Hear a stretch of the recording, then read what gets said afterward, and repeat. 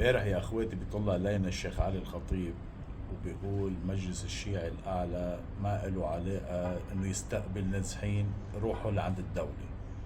طب والله العظيم يا شيخ علي نحن بنعرف هيدا الشيء وما عنا أدنى شك إنكم ما بتساعدوا حدا أبدا.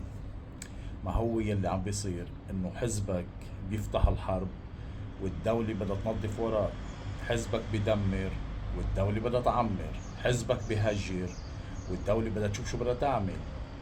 هيدي شغلتكم، انتوا شغلتكم تخربوا والدولة هي اللي لازم ترتب من وراكم وتنظف من وراكم.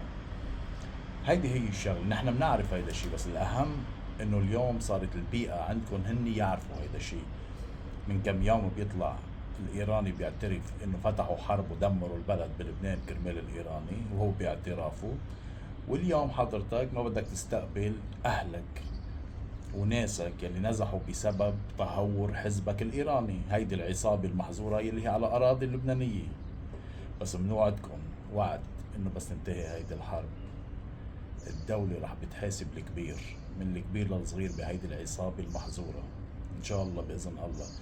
المناظر اللي عم بتشوفها بتزعل وبتوجع القلب، بس بدنا نتحمل لأنه الفرج صار قريب، صار قريب الفرج على كل شعبنا وخصوصي على أهلنا الشيعة. صار الفرج قريب من انتهاء من هيدي العصابة المحظورة اللي موجودة على أراضينا يلي مش شفنا منها غير الكوارث والمصايب.